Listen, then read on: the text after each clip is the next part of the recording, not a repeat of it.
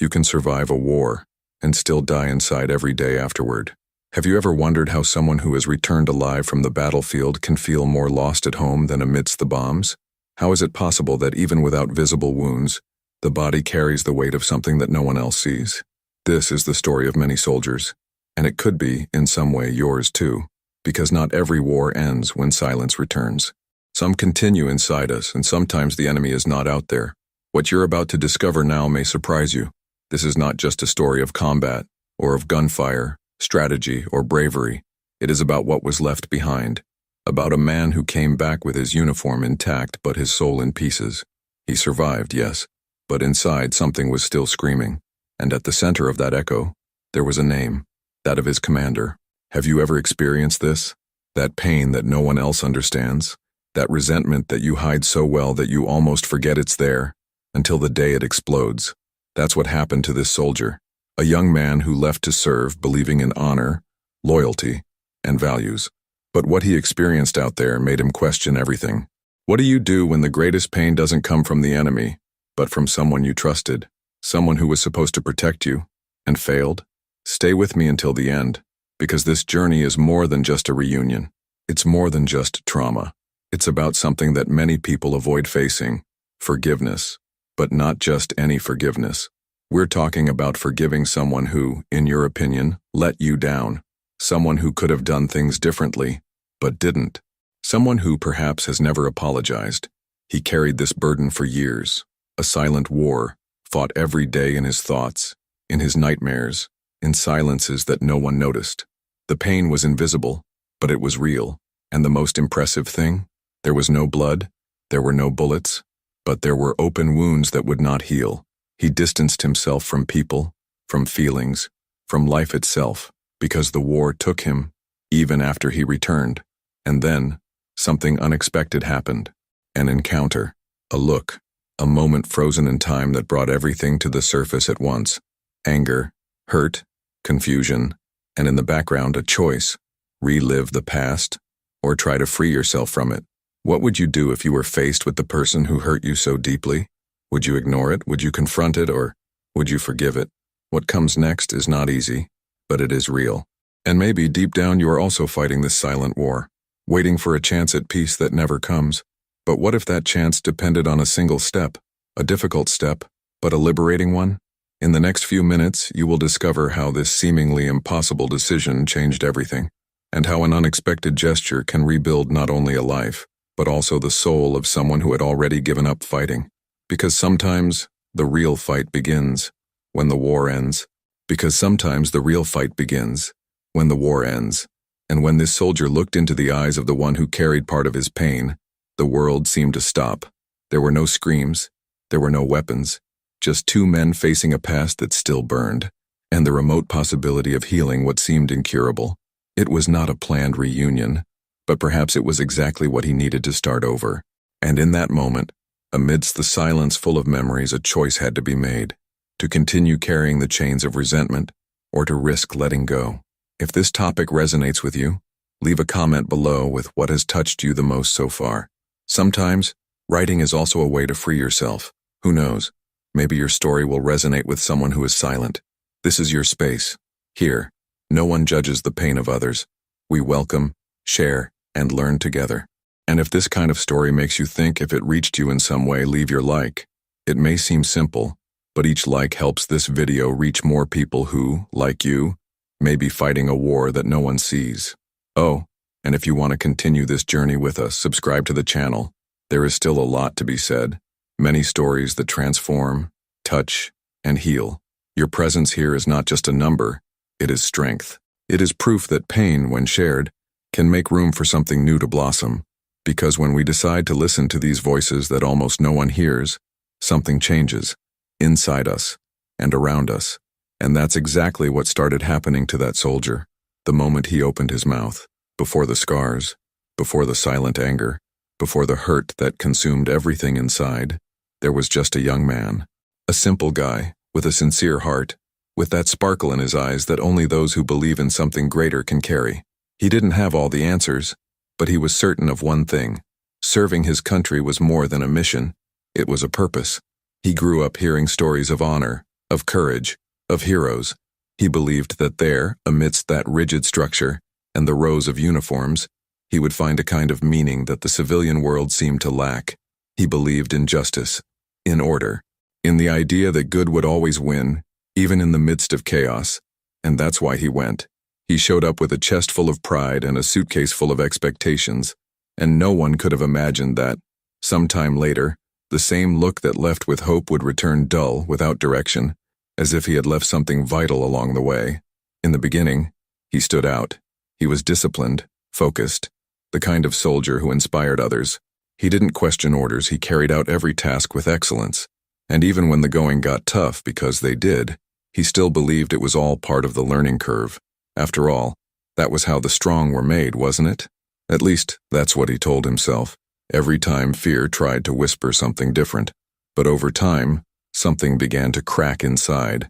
It wasn't all at once. It wasn't with a bang. It was subtle. It started with decisions that didn't make sense, orders that seemed to cross the line of what was acceptable, small abuses disguised as authority, omissions that cost too much.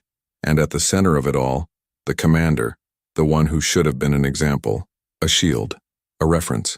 Instead, he became the source of doubt, of anguish, of the collapse that, little by little, dismantled the entire internal structure that this young man had built.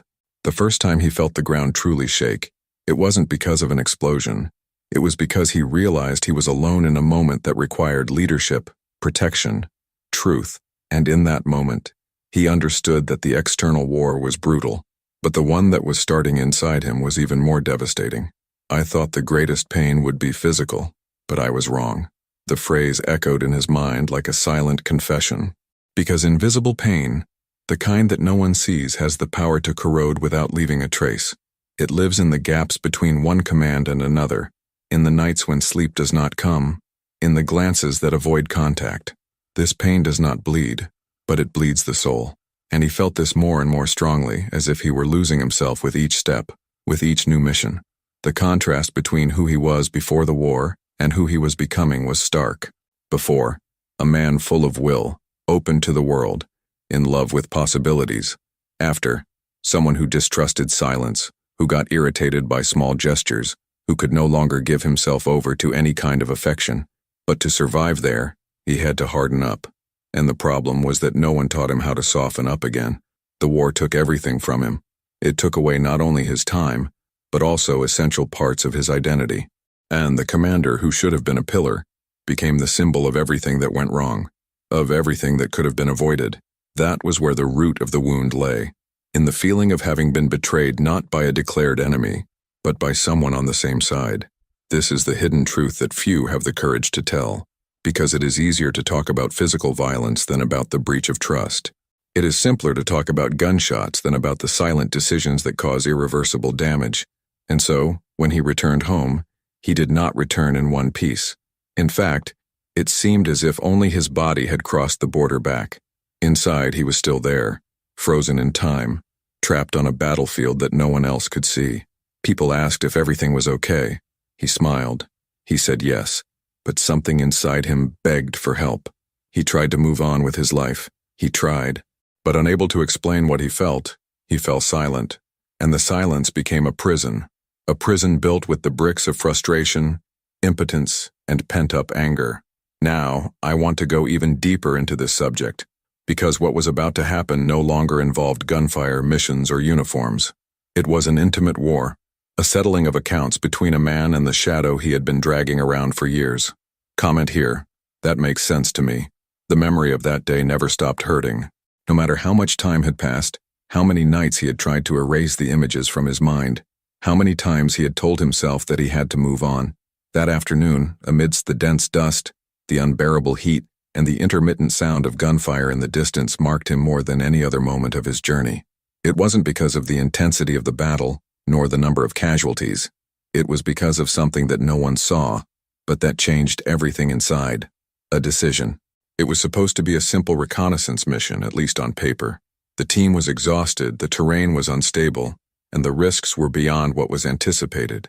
Many there knew that something was wrong. There was conflicting information, details left out, strange movements. But the order came directly. Coldly, unquestionably, advance. The commander, with the authoritarian tone of someone who does not accept being challenged, demanded that the platoon continue without question. And even when one of the soldiers tried to warn him about the route, he ignored him. He said it was all in their heads, that they were getting soft. He, like everyone else, obeyed, because in that world, disobeying could be even more dangerous than advancing into the unknown. But something inside him was already moving, an internal noise, a tension that went beyond the fear of combat. It was the feeling of being thrown into the abyss by someone who was supposed to protect them. And when the ambush happened, when the screams began, when the smoke mixed with despair, he understood. He understood that it could have been avoided, that the commander knew, that somehow he chose to risk it. The chaos was absolute. Injured colleagues, voices asking for help, and time, which seemed to stretch out as each second turned into an eternity. And in the midst of that confusion, he saw the commander retreat, not physically, but emotionally, without admitting his mistake, without offering support, without showing the slightest remorse. The man who had been the symbol of authority became, there and then, a distorted reflection of everything he believed in. In that moment, something inside me shattered. He repeated this phrase whenever he tried to explain, even in his mind, what he felt, because that was exactly what it was, as if he had heard, inside, the sound of a structure collapsing. The mission was over. They had made it out, but not all of them. Real losses, faces he would never see again, and the pain of having been part of something that could have been different.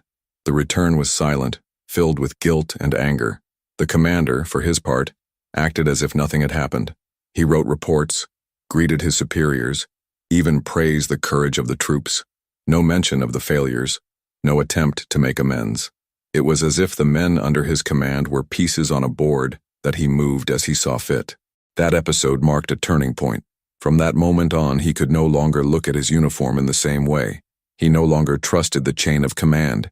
He felt as if he were trapped in a system that punished the truth and rewarded silence. And it was precisely that silence that consumed him inside. The hidden truth behind that mission, the negligence, the coldness, the lack of humanity, became a constant shadow. With each new task, with each new contact with the commander, he felt smaller. He asked himself inside, what if I had spoken louder? What if I had stopped him? Guilt mixed with resentment, and together they formed a weight that he carried without knowing how to let go. It was at this point that he began to change. Small gestures, isolation, constant irritation. The transformation was clear, but few noticed. After all, who expected to see fragility in someone who returned from the war, alive? The truth is that he didn't feel alive. He felt guilty for having come back. He felt betrayed by someone who had a moral obligation to protect them. And no matter how much he tried to justify the commander's attitude, saying that difficult decisions are part of life, that war is unpredictable, his heart would not be fooled. Because deep down he knew it wasn't just a miscalculation. It was pride. It was ego. It was disregard for human lives. And when the war ended in the camp, it began inside him, in the minefield of memory where every memory could explode at any moment. He tried to follow it. He built a routine, invented reasons to get out of bed, pretended to be fine. But every moment, that scene came back. The unjust order, the face of his fallen friend, the silence of the commander. And so he began to write, first on scraps of paper, then in hidden notebooks. It was the only way to organize his thoughts, to try to understand where everything had started to go wrong. These writings became almost a diary of emotional survival. With each line, he tried to decipher the impact of all that on his mentality. He understood that what he felt was not weakness. He was human, and maybe, just maybe, the first step towards healing was to name this pain, to look it in the face. Now I want to go even deeper into this subject, because the weight he carried was not only due to the failed mission or the losses he suffered. It was due to the absence of truth, the feeling that no one had taken responsibility for anything, that the backstage of the war hides more than we imagine. He needed to confront that, but above all, he needed to understand what to do with everything that still lived inside him. Write it down. I'm on this journey too. He came back, but not in one piece. The city was the same. The streets still had their rhythm. The neighbors still waved from afar, as if time had only turned a corner. But inside him, everything had changed. What had once seemed ordinary now seemed strange. The sounds of everyday life, honking horns, hurried footsteps, conversations in cafes, hit his chest like displaced echoes from a world that was no longer his. It was as if he were looking at everything through a shop window. He could see, but he couldn't touch. He was present, but he was absent. Home, which had once been a shelter, was now just a place with walls. He slept in a bed that he no longer recognized as his. And no matter how many times he told himself that he was safe, that the war was over, that he could relax, his body didn't believe it. His mind wouldn't turn off. The nights were the worst. The silence brought back the noise. The darkness rekindled memories. He lay down waiting for sleep, but what came was a parade of memories that didn't ask for permission. Muffled screams, faces that disappeared without warning, orders that echoed deep in his soul. Sleeping became a challenge. Waking up, an obligation. Living, a constant effort. Over time, people around him began to notice. Not because he said anything, because he didn't, but because he became more and more withdrawn. Old friends began to feel his absence even when he was in the same room. Family members walked by his side, not knowing how to bring up a topic that wouldn't hurt. And the truth is, he didn't know what to say either. How can you explain a pain that has no name? How can you put into words an emptiness that makes no noise but takes up everything? It was in this silence that he realized something important. No one was prepared for the return of someone like him. Not because they didn't care, but because no one teaches how to welcome a broken heart. The world expected him to return to normal, to smile at parties, to be moved by good news, to celebrate small achievements. But what few knew was that he couldn't even feel alive. He tried to fit in. He went on interviews, got a job, and put his uniform in the back of his closet like someone trying to hide their past in a drawer. But war doesn't fold so easily. It sticks to your gestures, your looks, the way you react to a simple touch on your shoulder. Everything seemed out of place. And worst of all, he felt like it was his fault, that not being able to fit in was a personal failing, as if the internal battle he was facing was a weakness, not a consequence. It is at this point that many people break, not because of the war itself, but because of the silence that comes after, because of the expectation of normality, because of the lack of listening. And it was exactly this abyss that he had to face, alone, at first, until he understood that the pain was not exclusive to him, and that what he called weakness was actually the reflection of a profound impact. It wasn't about being strong or weak. It was about being human, about how some experiences leave marks that can't be erased with time or ready-made phrases. It was about transformation, but one of those that no one chooses. That happens when life changes without asking permission. And when he realized this, he began to look at himself with a little more compassion. But that didn't solve everything. The feeling of displacement was still there. He walked around the city feeling like a foreigner in his own country. He looked around and wondered, how do these people manage to carry on as normal? And deep down, he really wished he could do the same. He wanted to laugh without guilt, get emotional without fear, sleep through the night without waking up with his heart racing. This phase was one of the most difficult, because he didn't know what he needed. He only knew what hurt. And that was exactly what left him lost. The lack of a name for what he felt. The feeling that something was broken, but he didn't know where or how to fix it. And in this search for meaning, he began to realize that perhaps the answer wasn't in going back to being who he was, but in discovering who he could become from that pain. Now I want to go even deeper into this subject, because it was in that moment of confusion, loneliness, and silent struggle that something began to move inside. It wasn't a snap. It wasn't an instant miracle. It was a small opening, a space where, for the first time, he considered that maybe he wasn't alone, that maybe others also carried invisible pain, that maybe there was still hope. Comment here. That makes sense to me. The deepest wound was not visible. There were no stitches, no visible scars, no bandages to show where it hurt, but it was there, alive, pulsating, and it hurt silently. It was a pain that didn't bleed, but consumed everything inside. And the worst part of it all was that he couldn't explain it, not even to himself. It was like carrying a suitcase full of rocks and, at the same time, having to smile at family gatherings, reply to messages with everything's fine, and pretend that the past stayed where it should have. But he didn't. The war lived inside him, in his eyes that avoided contact, in his hands that trembled for no apparent reason, in his thoughts that, even when everything was peaceful, remained on alert. It was as if his entire body was programmed to react, to defend, to fight, even when no one was attacking. There were days when anger would take over, an anger with no clear direction, no clear target. Anything could be a trigger, a misplaced word, a noise in the street, a scene on the news. And then he would feel like he was losing control, like he was being dominated by something he didn't choose. At other times, anger would give way to guilt, a guilt that slowly ate away at him, as if he were responsible for everything that had happened, for the decisions he couldn't make, for the lives he couldn't save, for having gone back while others stayed. This emotional burden began to infiltrate every aspect of his life. He tried to maintain relationships, but emotional distance always ended up imposing itself.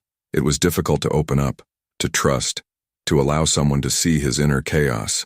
He was afraid of scaring people, afraid of being misunderstood, afraid of disappointing them, so he closed himself off. He created a shell. He responded with short sentences, avoided sensitive subjects, and got used to living on autopilot.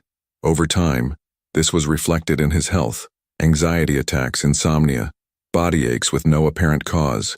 His body, like a faithful mirror of his soul, gave him signs, but he ignored them. He said it was just tiredness, that it would pass, that it was all in his head. And it was. But not in the sense that many people imagined. It was all in his head, yes, because his mind had been shaped by extreme experiences, by experiences that most people would never be able to understand. And then comes the cruelest part, the loneliness of those who suffer inside. Because when pain has no form, no name, no clear diagnosis, it is often dismissed. You need to think positively, they would say. Go on a trip, it will pass, they would advise. And he would listen to all this with a polite smile, while inside he just wanted to scream, "You have no idea what I carry." The hidden truth behind many veterans, and so many people who have experienced trauma, is this: they live surrounded by people, but they still feel alone, because their pain doesn't fit into conventional molds, because the feelings that dominate them don't fit into ready-made phrases. And the most dangerous part of all this is when this pain starts to seem normal, when silent suffering becomes routine, when the weight of guilt, anger, and resentment starts to feel like part of who the person is, as if there is no way back. He found himself thinking about it. Will I be like this forever? Sometimes the answer seemed to be yes. Other times a spark would appear, small, faint, barely perceptible, but it would insist that maybe there was a way out. Maybe. But he didn't know what it was yet. What he knew for sure was that continuing to pretend wasn't working anymore. It was at this point that he began to face what he was feeling head-on, not with heroic courage, but with exhaustion, like someone who has tried to escape in every way possible and realizes that the only way out is through the inside. He began to read about trauma, about how the brain reacts to extreme fear, about how the body stores memories that the mind tries to forget. He began to hear stories similar to his own, and for the first time, he felt understood. Understanding what was happening didn't take away the pain, but it gave it a name, and naming it is the first step to regaining control. He began to identify patterns. He noticed how he avoided certain streets, how he got irritated by certain questions, how his heart would race in specific situations, and instead of running away from it, he began to observe. He began talking to people who knew what it was like to be in that dark place, not with theories but with experiences. People who understood that it's not always about strength. Sometimes it's about holding on for another day. Now I want to go even deeper into this subject, because there is a point in this journey where everything seems hopeless, and that is exactly when something inside us starts to change, not by magic, but by persistence, by choice, by small decisions that, added together, create a new path. Comment here. I'm on this journey too. Years had passed. Life had continued with apparent normality. He could now walk down certain streets without feeling his chest tighten. Some nights he even slept without interruption. The weight was still there, of course, but less suffocating. It was as if the dust had begun to settle, until the reunion came. One of those encounters that we never plan, but that seemed timed by something greater, as if time were just waiting for the right moment to open the wound that never completely healed. It was at an event, a simple, unpretentious ceremony for veterans. He almost didn't go. In fact, he only showed up at the insistence of an old friend, and there he was, amidst the flags and speeches, when everything froze. The eyes recognized him before reason, the same proud expression, the same firm walk, the same man who, years before, had given that order, the same commander. At that moment, he didn't know what he felt. Time seemed to fold around him. Memories rushed through his mind with the force of an avalanche. They weren't organized memories. They were flashes, the screams, the gunshots, the blood, the lost faces, and in the center of it all, that look, the same cold, impassive look of someone who took no responsibility for anything. His heart raced, his hands sweated, his entire body reacted as if he were back on the battlefield. It didn't matter how many years had passed, that presence still activated everything. And the question came raw, cutting. What would I do? Confront, ignore, get revenge? None of the options seemed safe. They all carried weight. The commander in turn recognized him. He gave a slight nod as if greeting a distant acquaintance. The naturalness of the gesture disconcerted him. How could that man go on so calmly, while he spent years trying to pick up the pieces? How was it possible for someone to live in peace with such neglect behind them? He pulled away, tried to breathe. But the encounter, however brief, had opened something he had been trying to keep closed. It was as if the past had walked through the front door, without asking permission. And now, here, faced with this new reality, he knew he had to make a decision. He could no longer pretend it didn't matter. Words began to form in his mind. Sentences he had never said, questions he had never had the courage to ask. A part of him wanted to scream, to expose everything, to throw every pain, every loss, every consequence in that man's face. Another part just wanted to leave and pretend nothing had happened. But there was a third part, silent, deep, that whispered something different. A possibility he had never really considered. What if I let it go? That idea scared him more than revenge, because forgiving seemed, for many years, to be the same as saying that it was acceptable, and it wasn't. None of it was. But would carrying that hurt until the end of his life change anything? Or would it just continue to take from him what the war had already taken? He spent the next few days in a state of internal conflict. He thought about the reunion over and over. He tried to imagine what he would have said, what he would have done, if he had had more time, more courage, more preparation. But deep down, he knew. It wasn't about what he would do at that event. It was about what he would do from then on, about how he would decide to deal with that burden. That's when something began to change. He began to question the mindset he had cultivated all those years, the belief that justice could only come through confrontation, the idea that his worth was tied to the pain he felt. Little by little, he understood that the liberation he sought did not depend on someone else's repentance, but on his own decision to no longer live chained to what had happened. And it wasn't easy. There was resistance, tears, doubts. But for the first time, he saw forgiveness not as a weakness but as an act of courage. Because forgiving someone who has never apologized requires a rare kind of strength, the kind that comes from within, from someone who is tired of living in the shadows of the past. Now I want to go even deeper into this subject, because this encounter was not just the trigger for old memories. It was also the beginning of a new process, an intimate journey of liberation, which began with a silent choice, to let go of what had already weighed too much. Comment here. That makes sense to me. The decision was not met with applause or an audience. There was no background music, not a single cinematic moment. The truth is that when the soul decides to let go of what holds it back, the outside world almost never notices. But inside, everything changes. He was sitting alone that morning with a half-empty cup of coffee, and his thoughts boiling like water forgotten on the fire. A few days had passed since their reunion. The commander's face still appeared in his dreams.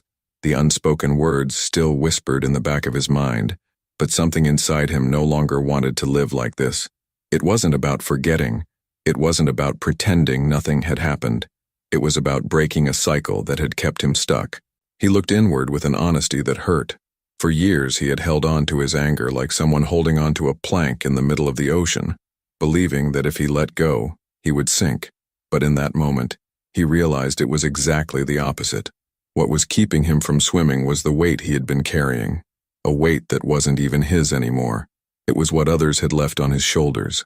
He thought about the time he wasted ruminating on his sorrows, about the amount of moments he let slip away because he was stuck in the past. He thought about the people who tried to get closer and those who walked away because they didn't know how to deal with his silence. And above all, he thought about what he could still experience if he had the courage to let go. That's when the decision came. Silent, gentle, but firm. He decided to forgive. Not because the other person deserved it, but because he deserved to breathe. He deserved to find peace. He deserved to find himself again without the shadow of that episode hanging over everything. He finally understood that forgiving did not erase the past, but it gave back the right to live in the present. It wasn't a rational process, it was emotional, almost spiritual. He didn't write a letter, he didn't make a speech, he didn't call the commander to talk. It was internal, a forgiveness that happened in the heart. That manifested itself in his eyes when, for the first time in years, he looked in the mirror and saw no longer just a survivor, but a man ready to move on. And it is important to say, forgiving did not mean forgetting what happened. He still remembered. He still regretted. He still missed the friends who had left because of a hasty order. But forgiveness did not ask him to deny the pain. On the contrary, it invited him to embrace it, to recognize it as part of his history, but not as his identity. The hidden truth about forgiveness is that it doesn't require reconciliation. It doesn't require the other person to repent. It doesn't depend on a conversation. True forgiveness is one-sided. It's a personal release, a breaking of chains, an intimate act of maturity and courage. And he understood that forgiveness wasn't saying, "You were right," but saying, "I'm not going to let this define me anymore." This moment marked the beginning of a new phase in his journey. He was still feeling the impact of the war. He was still facing difficult days. But now there was room for other things, for new memories, for new connections. He realized that the heart, like the skin, also knows how to regenerate itself, but it needs space, and resentment occupied that space. After that day, he began to change small habits, nothing drastic, simple things, but symbolic. He went back to walking in places he had previously avoided. He reorganized the house, opened windows that were always closed. Little by little, he was rebuilding his confidence in his own ability to feel, to be present, to live without the constant weight of emotional surveillance. What had once seemed impossible, living at peace with the past, was now a real possibility. Because when he let go of resentment, he made room for something new, clarity. The clarity that he was no longer that cornered soldier, stuck in the moment of pain. He was a man rebuilding, a man who had faced hell and come back with something no one could take away, conscience. And this awareness brought a different kind of freedom, a quieter freedom but much more powerful. The freedom to take a deep breath without guilt, to be moved without fear, to look to the future without taking our eyes off what was left behind. Because now the past was no longer an anchor, it was soil, a place of origin but not a prison. Now I want to go even deeper into this subject. Because this choice to forgive did not end the pain, it began a new way of dealing with it. A lighter, more lucid, more human way. And understanding this changes everything. Comment here. That makes sense to me. Something inside him had changed. Not abruptly, not overnight, but in a real, firm way, almost as if an internal gear that had previously been stuck had started to turn again. He began to feel a lightness that he had not experienced in a long time. Not because his problems had disappeared, or because his pain had completely vanished, but because the space that had previously been filled with resentment was now opening up to something new. For the first time in many years, he felt peace. And not an illusory peace, the kind that depends on external silence, but an inner peace, the kind that comes when we make peace with our own history. It was as if I finally had space to breathe deeply, without the constant feeling of carrying something too heavy. Forgiveness opened up new territory within him, and with that space came new insights. He began to look at life with more open eyes. He noticed details that he had previously ignored because he was always shrouded in an emotional fog. The sound of birds in the morning, the smell of freshly brewed coffee, the spontaneous laughter of someone on the street, all of these things had color, texture, and presence again. He reconnected with the simplicity of life. Reconciling with his own path also brought about reconciliation with others. Relationships that had previously seemed distant and cold began to warm up again. It wasn't automatic, but little by little he stopped running away. He started accepting invitations, responding to messages, saying yes to situations he had previously avoided. And with that came the desire to start over, not to erase everything he had experienced, but to build something new with what was left. This emotional transformation was visible, even if he didn't talk about it. People around him noticed. It was his look. It was his posture. It was his tone of voice. He no longer lived in a constant state of defense. He no longer reacted with irritation to every stimulus. He was calmer, more present, and when someone asked what had changed, he didn't explain in detail. But he said with conviction, "I let go of what no longer belonged to me." Over time, he realized that what he had experienced was not just about him, that his pain, his memories, and his overcoming had a value that went beyond his own healing. And that was when a new part of his journey began to take shape, the desire to help others. People like him, people who came back from war with scars that no one sees, people who still carried anger, guilt, shame, silence, people who didn't know it was possible to free themselves from all that. He started with small gatherings, informal support groups, conversations among veterans who gathered to talk about anything but what really hurt. But he knew that at some point, someone would open up. And when that happened, he was there, not with ready-made answers, but with listening, with presence, with stories that seemed to mirror the pain of others. The authority he began to exercise in these spaces did not come from a position or a title. It was the authority of someone who had lived, of someone who had bled inside and survived, of someone who had hit rock bottom and chosen not to live there. And this authority, silent and legitimate, began to make a difference. Men who had never cried began to allow themselves to feel. Soldiers who had lived on constant alert began to let their guard down. And he knew every small opening was a victory. This new role was not a burden. It was a mission, something he embraced not out of obligation, but out of meaning, because he had discovered that when pain is crossed with awareness, it can become a bridge, and that is what he chose to be, a bridge between pain and the possibility of healing. He did not romanticize what he experienced, but he also did not let it be the end. His transformation gradually became a living testament to the fact that pain, when well cared for, can bear fruit. Inner peace, a desire to start over, a new way of seeing life, and, perhaps most importantly, a deep respect for his own history. He no longer needed to run away from it. Now it was the one guiding him. Now I want to go even deeper into this subject, because understanding the impact of this forgiveness was just the beginning. What came next was even more revealing. A new awareness of what it really means to move on, and what is possible to build from what once almost destroyed us. Write it down. I'm on this journey too.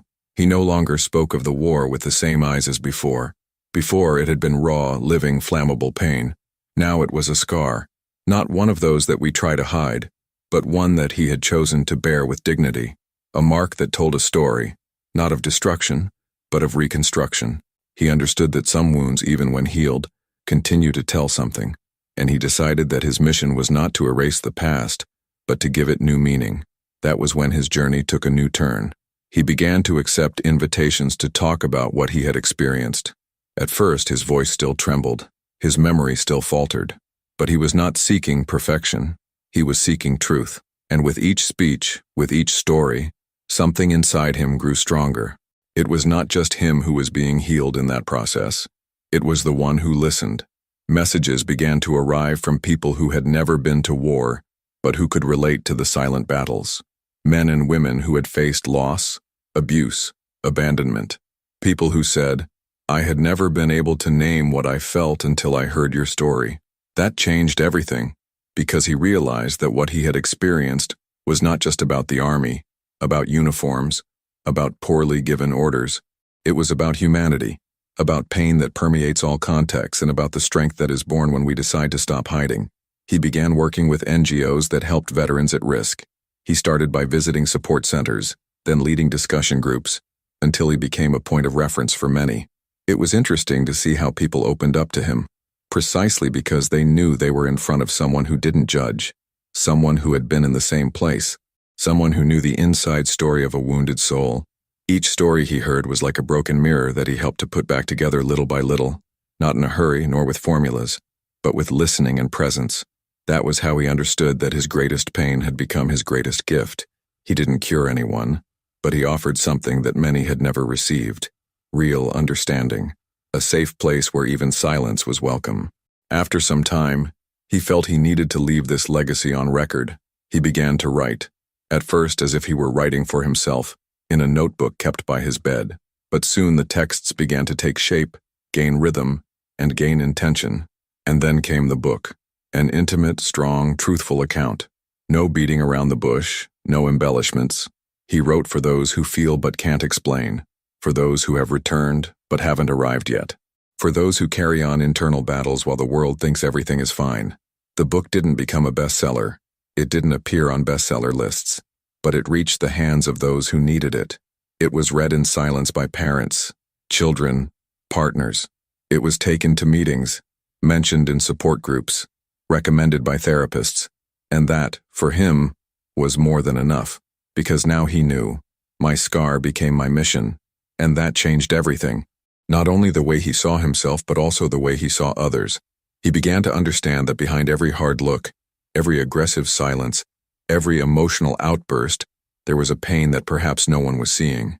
And with that, he began to act differently, to speak more gently, to listen more patiently, to offer support, even when it didn't seem necessary. His mindset had changed. The man who had previously lived on constant alert now walked more lightly, not because the world had changed, but because he had changed the way he positioned himself within it. The biggest battle now was another, to remain present, whole, even after everything. And in this new phase, he began to mentor other soldiers, not with superiority, but with humility. He shared tools, yes, but mainly he shared humanity. He talked about the difficult nights, the unexpected triggers, the emotional relapses, and he did so with the naturalness of someone who knows that being in process is a sign of courage, not weakness.